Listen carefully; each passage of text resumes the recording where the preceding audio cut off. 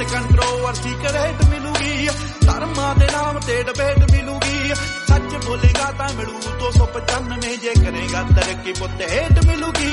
ਨਿਤ controversy crate ਮਿਲੂਗੀ ਧਰਮਾਂ ਦੇ ਨਾਮ ਤੇ ਡਿਬੇਟ ਮਿਲੂਗੀ ਸੱਚ ਬੋਲੇਗਾ ਤਾਂ ਮਿਲੂ 295 ਜੇ ਕਰੇਗਾ ਤਰੱਕੀ ਪੁੱਤ ਹੇਟ ਮਿਲੂਗੀ ਅੱਜ ਕਈ ਵਿਚੋਂ ਸੱਭਿਆਚਾਰ ਜੁੱਟ ਕੇ